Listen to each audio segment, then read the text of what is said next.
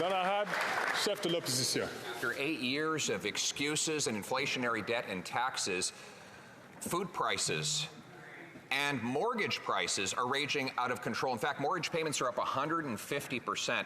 When the government borrows money, competes with Canadians for their mortgage rates, it drives up the cost of lending.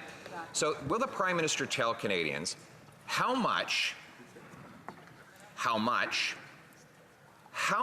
will his government borrow this year? How much?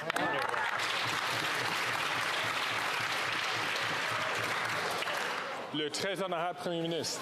Mr. Speaker, on the one hand, Conservatives continue to call for cuts to spending and cuts to supports for Canadians, but at the same time, they say there's not enough access to housing. And they put forward a plan, a private member's bill, to tackle the problem of housing affordability. The problem is it won't build homes fast enough, it doesn't reach enough cities, and it creates unnecessary bureaucracy, Mr. Speaker, while cutting the Accelerator Fund and ripping up our agreements to build more homes with cities like London and others across the country. On this side, we're actually linking public transit dollars to housing density, working with cities to ensure their housing proposals are ambitious, and addressing the bureaucracies to slow.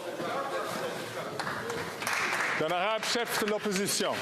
Mr. Speaker, the question was how much? You see, when the government borrows billions of dollars out of the economy, it bids up interest rates. Those interest rates have already ballooned faster under this Prime Minister than under any other in monetary history.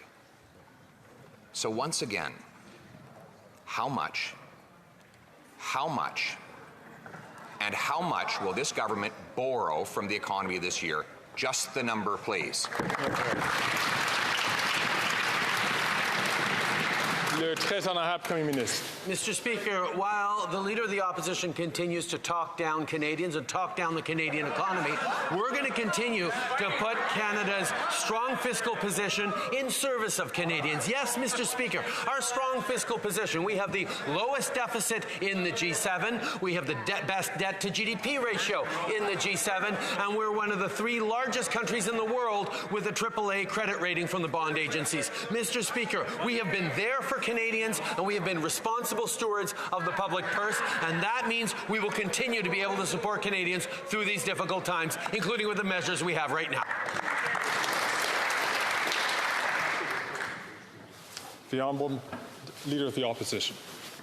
The bond agencies he brags about are the same ones who were charged because they falsely claimed the subprime crisis would never happen in the United States of America.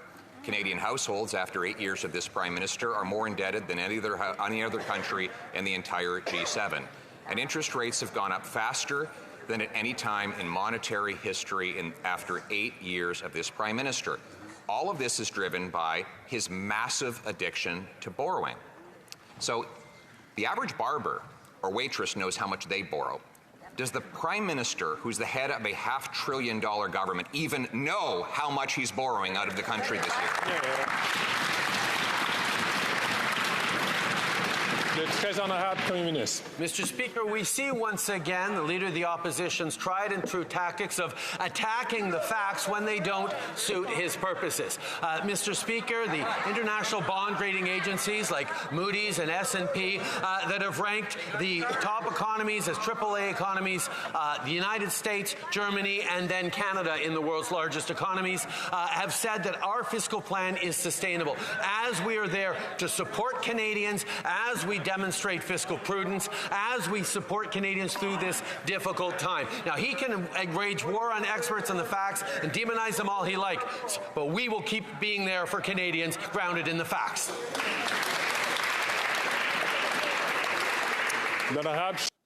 Now, the Leader of the Opposition. Even tell us the facts. That's right. Because he doesn't even know the facts. Exactly. This is a man who is going to borrow $421 billion this year. If the government bought 421 billion apples, the price of apples would go up. When they borrow $421 billion, the price of debt goes up in higher interest rates. That's why Canadians are paying 150% more on their mortgages. How much will this government force Canadians to spend on national debt interest this year? Hear, hear.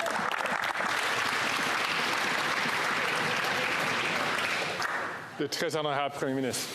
I know Canadians won't be taking any condescending economics lessons from the Leader of the Opposition after he proposed to Canadians that a good way of avoiding inflation was to buy crypto, Mr. Speaker.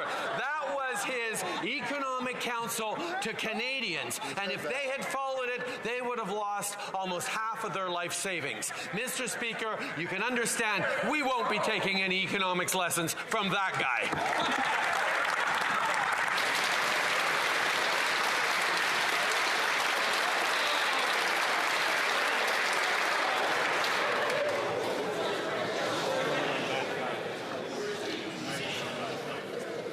Colleagues, I know that we are caught up with the passion of the debate.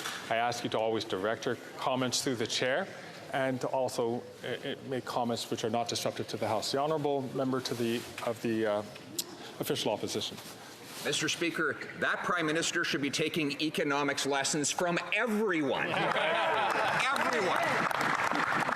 This is a guy who said budgets balance themselves right before he doubled the debt. This is a guy who said he doesn't think about monetary policy right before he led interest rates to rise faster than at any time in Canadian history. This is a guy who, up until I told him, didn't even know how much he was borrowing out of the Canadian economy. This is a guy who's doubled the rent, doubled mortgage payments, and doubled the needed down payment. Mr. Speaker, it's about time he took some lessons. Why doesn't he go to the library and do a little bit of studying?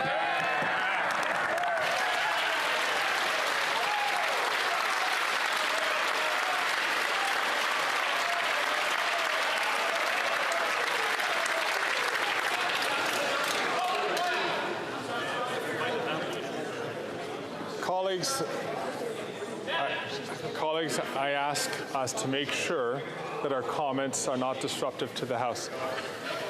The Right Honourable Prime Minister.